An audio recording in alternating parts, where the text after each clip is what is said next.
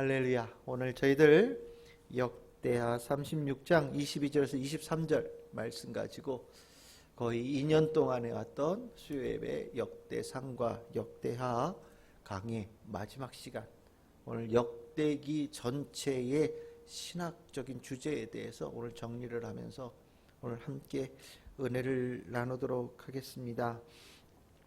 참 역대기라고 하는 이 책이, 조금만 이 볼륨 줄여주시겠습니까? 역대기라고 하는 이 책이 참 어색한 책이거든요. 우리가 지금 우리가 이름으로는 역대기라고 하는 이런 제목을 가지고 있는데, 원래 히브리어는 시대의 사건들, 그러니까 여러 사건들이라는 제목을 가지고 있어요. 그러니까 과거에 있었던 사건들을 역대기라고 하는 역대기를 쓴 어떤 저자가 에스라라고도 얘기를 하지만 엄밀하게 얘기하면 누군지 잘 모르는 저자가 이스라엘 백성들에게 전해준 이야기입니다. 우리가 그냥 영어로는 내러티브 이렇게 얘기하는데, 이야기를 가지고, 이야기의 형식을 가지고 과거에 있었던 이야기를 이스라엘 백성들에게 전해주고 있어요. 그러면 그 이야기를 들은 사람들이 누구냐? 이야기를 했으면 들은 사람들이 있을 거 아니에요. 그 들은 사람들이 누구냐면 오늘 읽었던 역대하 36장 22절에서 23절, 바사왕 고레스에 의해서 다시 고향 땅으로 돌아오게 되어진 이스라엘 백성들, 그리고 23절에 보시면 너희 중에 그의 백성된 자는 다 올라갈지어다. 나름 하나님의 백성 되기를 간절히 소망하며 예루살렘으로 다시 돌아온 사람들에게 이 역대기의 기자가, 역대기의 설교자가 이야기를 해준 거예요. 과거에 이런 일이 있었다. 그런데 우리가 과거에 이런 일이 있었다라는 얘기를 할 때 과거에 어떤 일이 있었는지 지식에 대한 부분으로 얘기해 주려고 하는 목적도 있을 수 있잖아요. 과거에 이런 일이 있었어 라는 얘기를 하기 위해서 할 수도 있겠지만, 이 역대기가 히브리어로 되어져 있는 유대인들이 보는 성경, 이제 그들은 신약 성경이 없잖아요. 우리가 가지고 있는 구약 성경밖에 안 보니까 그 구약 성경의 제일 끝에 있는 책이 역대기예요. 그러니까 오늘 읽었던 본문이 그들이 가지고 있는 성경책의 제일 끝에 있는 구절이에요. 역대기라고 하는 이 과거에 있었던, 옛날에 있었던 사건들을 이야기해 주는 책을 구약 성경 제일 끝에다가 배치시켰다라고 하는 것은, 이 역대기의 이야기가 과거의 이야기를 하고 있지만 미래의 이야기를 하기 위해서 쓴 책이다, 이야기한 이야기다라고 해석할 수 있는 거죠. 그래서 이 역대기는 미래에 관한 이야기예요. 앞으로 이스라엘 백성에 관한 이야기예요. 그러면 어떤 것을 위해서 이 이야기를 했느냐? 이 하나님의 백성된 자들은 다 예루살렘으로 올라와라 이렇게 얘기를 했잖아요. 무슨 소리입니까? 예루살렘으로부터 멀리 있다가 예루살렘으로 온 사람들이거든요. 예루살렘으로부터 멀리 있었다라는 게 무슨 소리겠습니까? 하나님께 징계받아서 쫓겨났던 사람들이거든요. 포로지에 끌려갔던 사람들이에요. 한마디로 얘기하면 나는 하나님 백성 될 자격이 없는 것 같다라는 생각을 가진 사람들, 또 나는 하나님의 백성이 정말 되고 싶지만 하나님께서 너는 안 돼, 너는 안 되겠어, 너희들은 정말 너무 많은 죄를 지어서 너희들은 도저히 내 백성으로 얘기할 수 없어 라고 해서 벌받았던 사람들이잖아요.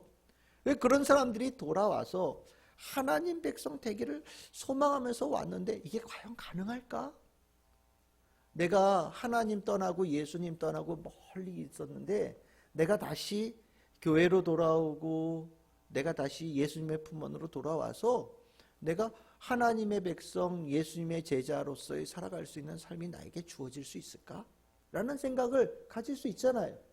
그들에게 이 역대기를 쓴 사람, 역대기의 설교를 한 이 사람은 가능하다라는 이야기를 해주고 있는 거예요. 너희들이 비록 하나님께 징계를 받아서 멀리 떠나간 사람들이지만 다시 너희들이 하나님 백성 되기 위해서 이곳에 모여 있을 때 하나님께서는 너희들을 기꺼이 하나님 백성으로 삼기를 원하신다라는 아주 희망적인 이야기를 이 역대기의 이야기를 통해서 이스라엘 백성들에게 해주고 있는 거예요. 우리가 내가 죄를 지었다, 아니면 내가 불성실했다, 내가 하나님 예수님의 품으로부터 떠나 있었다라고 하는 이런 자기 자의를 가지고 하나님께서 거듭해서 그를 올바른 길로 이끌어 가려고 했지만 떠났던 사람들이 있죠. 정말 그때는 왜 그랬을까 싶어요. 근데 이게 떠나고 나서 마음속에 많은 후회가 이렇게 남을 때 있잖아요. 그럼 그들이 다시 교회 가고 싶고 예수님 품 안에 돌아가고 싶어도 내가 막 그렇게 나쁜 일 많이 하고 하나님께서 하지 말라는 거 막 골라서 하고 막 정말 하나님 예수님에 대해서 막 입으로 담지 못할 막 욕설까지 막 담기도 하고 막 이런 내 삶에 이런 모습이 있을 때 내가 과연 돌아갈 때 하나님께서 날 받아주실까? 예수님께서 날 받아주실까? 이런 모든 사람들이 두려움을 갖게 되어지거든요. 근데 역대기는 걱정하지 말아라 이런 얘기를 하는 거예요.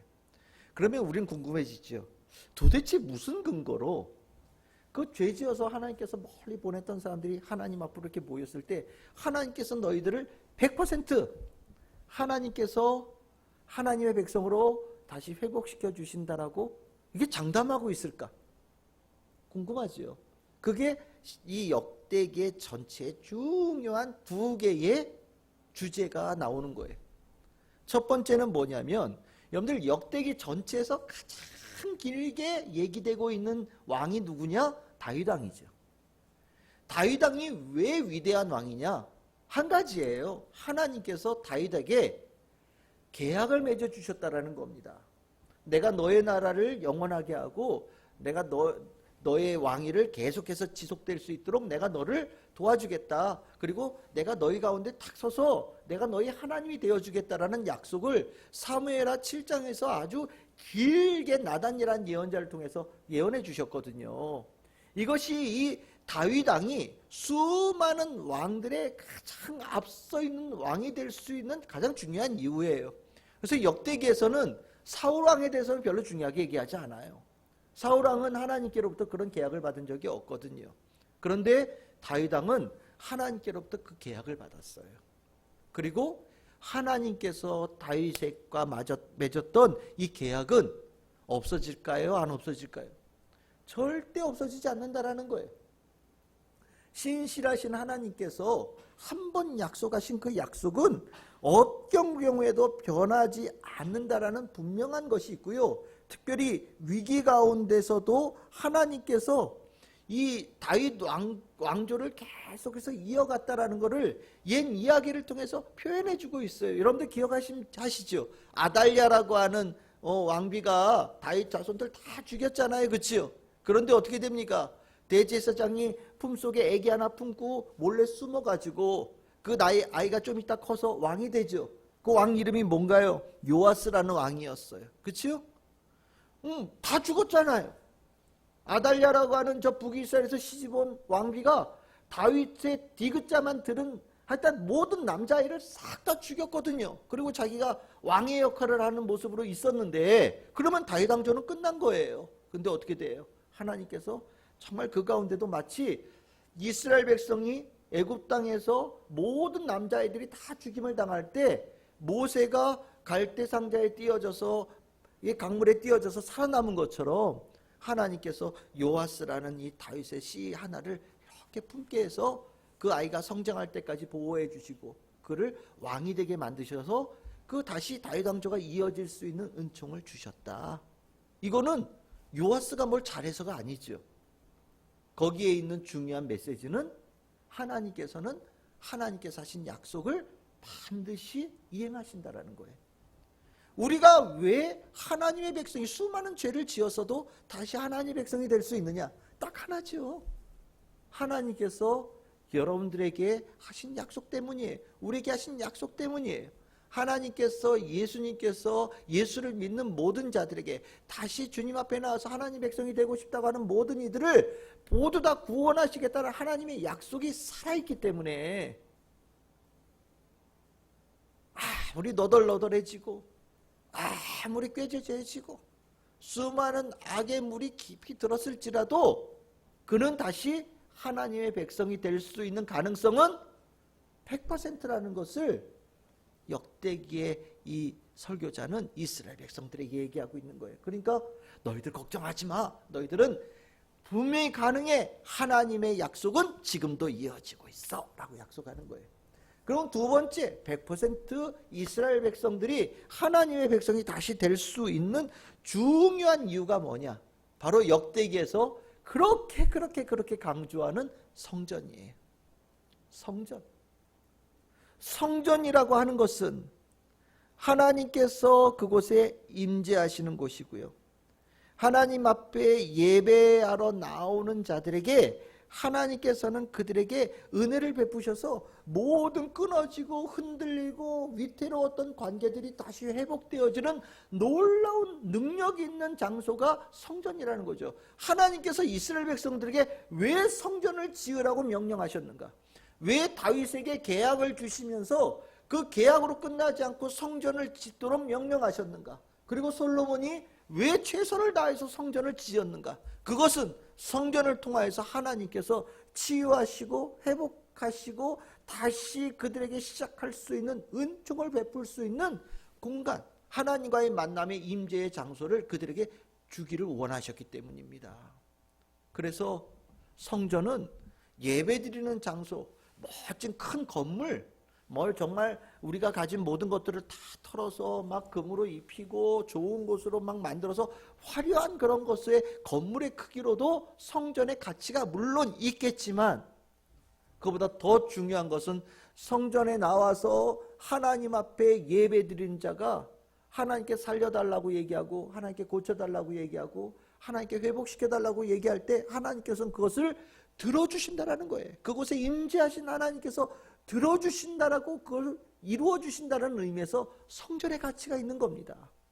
지금 이스라엘 백성들이 포로지에 있다가 고향 땅으로 돌아와서 이 역대기의 설교를 들을 때는 언제쯤이냐면 시간이 좀 흐른 다음이에요. 스룹바벨에 의해서 성전이 세워지고 어느 정도 뭔가가 갖춰 돌아가기 시작했어요. 그런데 정말 살림살이 나아지지 않고 하나님의 은총이 없고 그 사이에 그 큰 꿈을 가지고 예루살렘으로 돌아왔던 사람들이 도로 타락한 길로 돌아가고, 옛날에 정말 나라가 멸망하기 전에 그 예루살렘에 살았던 하나님께 벌받는 자들의 그 선조들의 모습과 별다르지 않는 모습들이 막 팽배해지기 시작했거든요. 절망이죠. 포로지에 끌려갔다가 겨우 돌아와서 뭐 성전이라고 조그만한 거 하나 지었는데 그것을 중심으로 사는 이스라엘 백성들의 모습은 아무리 뒤져봐도 옛날에 그 막 죄 많이 지었던 왕의 시절의 이스라엘 백성 모습과 전혀 다르지 않으니까 남은 건 딱 하나밖에 없잖아요. 도로 쫓겨나는 것밖에 남은 게 없는 거예요. 하나님께서 죄 지은 사람들 내 백성 아니야. 그리고 저 포로지에다 보내신다고 하시니까 지금 이 모습은 두 번째 우리가 쫓겨나가지고 어디로 사라질 수밖에 없는 그런 가능성밖에 남은 게 없는 거죠. 그런데 역대기 기자는 뭐라고 그래요? 아직 너희들에게는 성전이 있다. 비록 자그맣게 만들어 놓은 성전이지만 너희들에게는 성전이 있다. 성전이 있다는 그 자체가 하나님의 임재의 상징이고, 하나님의 임재가 있는 곳에는 하나님께서 무한한 가능성을 열어주시는 역사가 있는 곳이다.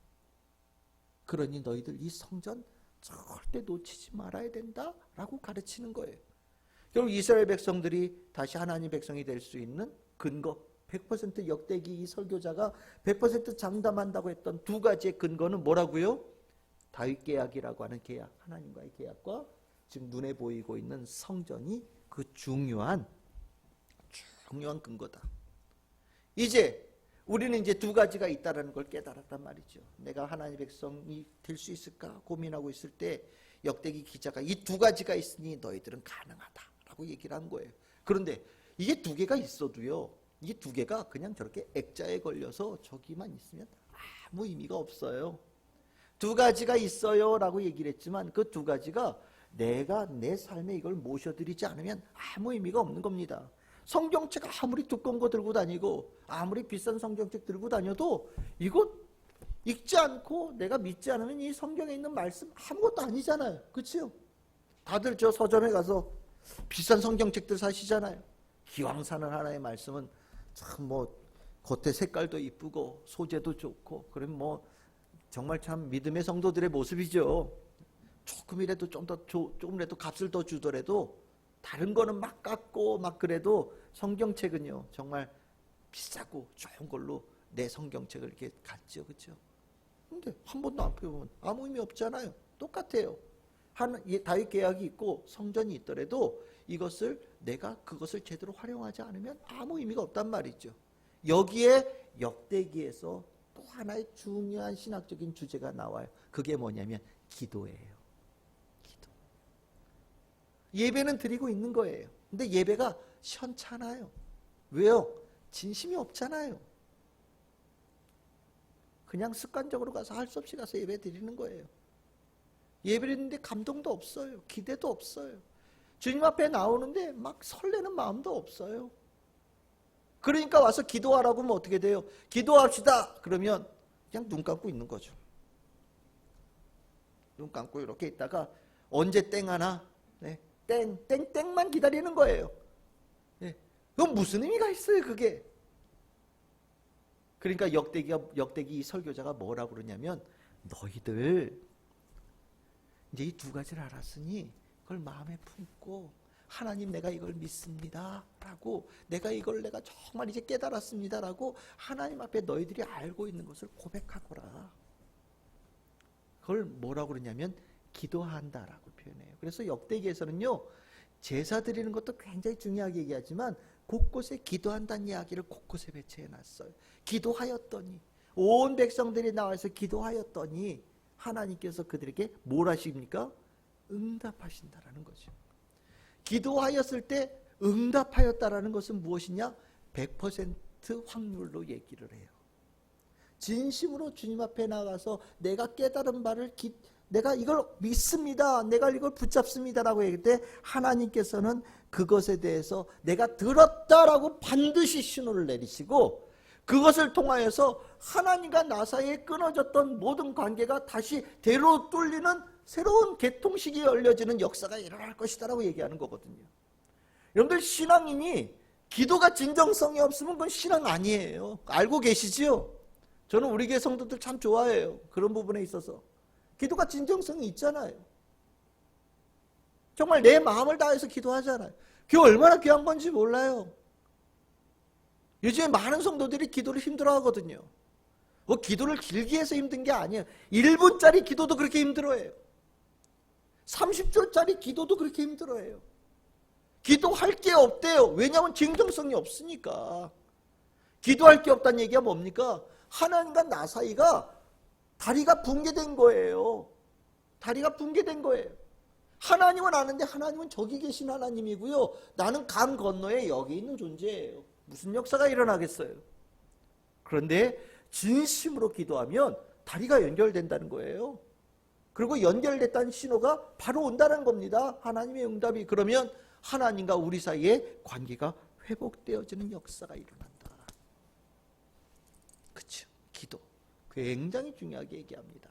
그러면 기도할 때요, 무엇을 기도하는 것에 대해서 이야기를 하는가? 이 역대기에서 과거에 있는 사건들을 이야기를 하면서 과거의 과오를 얘기를 할 때 이 주제가 중요한 주제가 돼요. 뭐냐면 하나님을 안 찾았다라는 겁니다. 머릿속에, 삶 속에 하나님이 없었다는 거예요.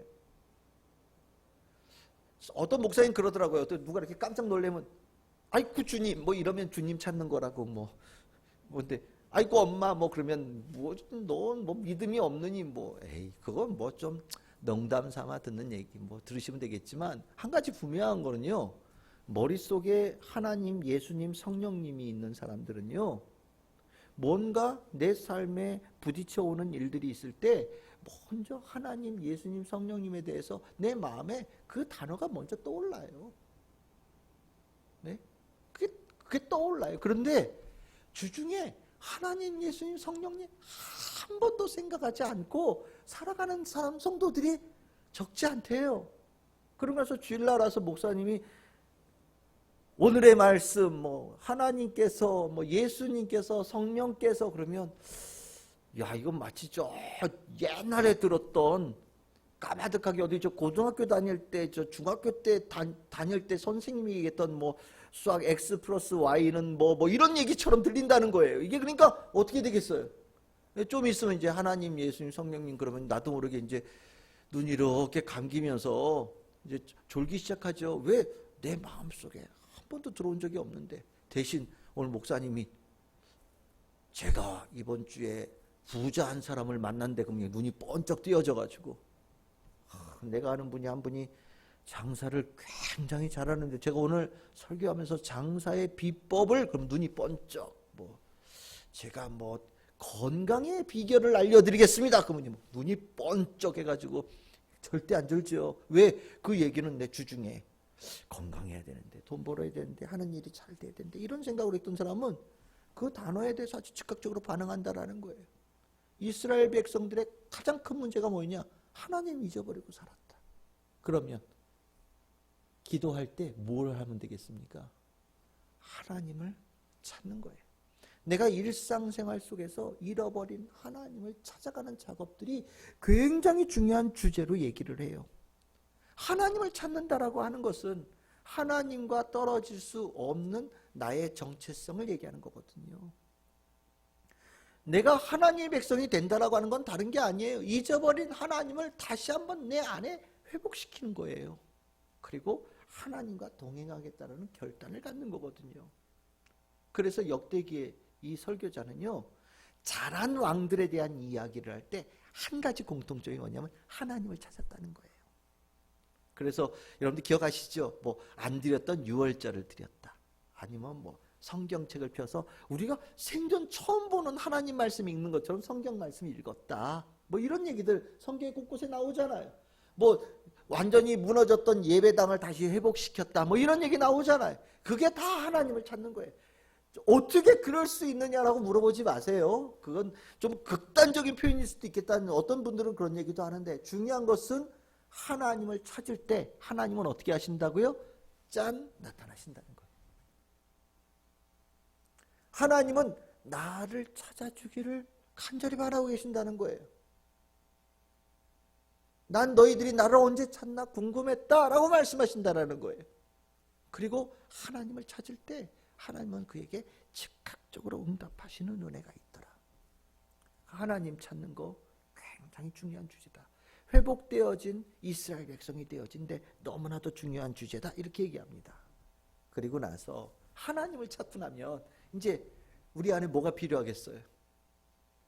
내가 이 소중한 하나님을 왜 그동안 멀리 떨어뜨려 놓고 살았던가? 하나님은 늘 언제나 나만 쳐다보고 계시는데 나는 왜 하나님을 쳐다보는 것을 싫어하면서 하나님에 대해서 계속 등을 돌리면서 살아가려고 그렇게 애를 썼던가? 하나님은 나에 대해서 끊임없이 사랑을 베풀어 주시는데 왜 나는 그 하나님 사랑이 귀찮다고 하나님 사랑 아주 괴롭다고 얘기하면서 왜 반대쪽으로 이상한 데만 갔을까라는 생각이 들지 않겠어요? 그러고 나면 우리 안에 뭐가 일어나야 되겠습니까?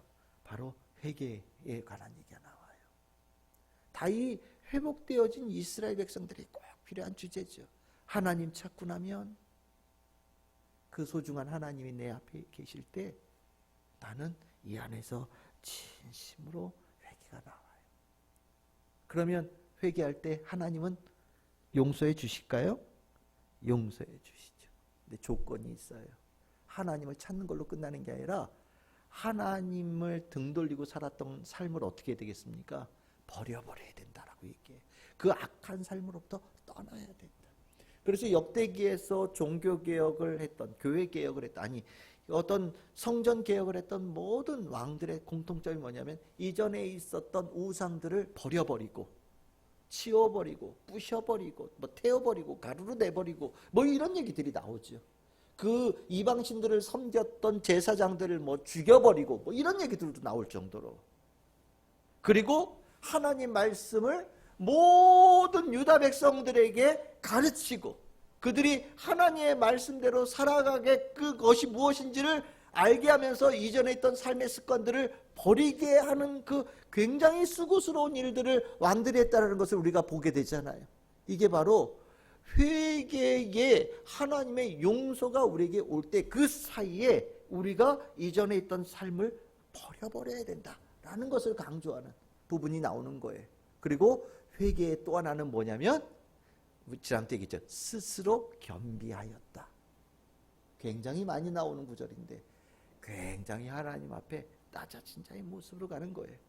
하나님이 딱 앞에 계시면 진짜 하나님이 멀리 있다고 생각할 때는요, 하나님이 완하게 보여요. 그래서 내가 그 하나님 앞에서 막 뒷짐도 지고요, 뭐 좀 건방진 모습도 보이고요, 하나님 앞에서 손가락 뭐 이렇게 주머니에다 쿡 찌르고 뭐 한 다리 떨면서 얘기도 하고 뭐 하나님 오라 그래 뭐 이렇게 되거든요. 근데 하나님이 이렇게 가까이 오면 하나님이 크시잖아요. 정말 크시잖아요. 그 앞에서 실은 앉아있기도 불가능해요. 그 앞에서 완전히 엎드려지는 모습들이 나오죠. 이게 스스로 겸비함이라는 거예요. 이스라엘 백성들이 과거에 어땠냐? 너무 교만했어.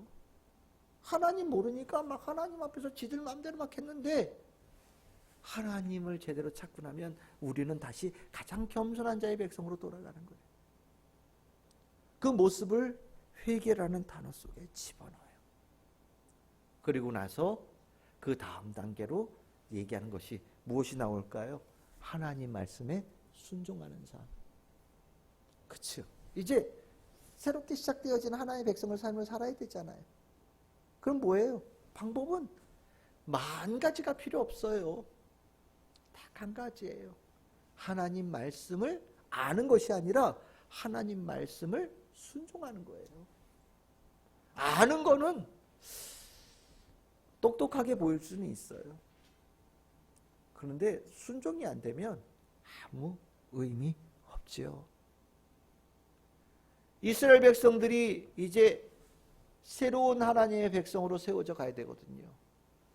포로지에서 귀환한 공동체를 넘어서서 성전을 지은 자들을 넘어서서 성전을 중심으로 새로운 하나님의 백성으로 살아가야 되는 지금 기로에 서 있는 거예요.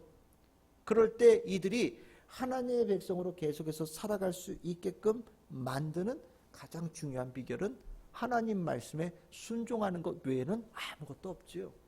우리가 훈련한다 하지만요, 훈련이 다른 게 아니에요. 하나님 말씀의 순종이에요. 순종이 훈련이에요. 내 생각에는 뭐 아닌 것 같은데, 뭐 내 생각에는 별로인 것 같은데 지우는 거예요. 이게 순종이에요. 순종이요.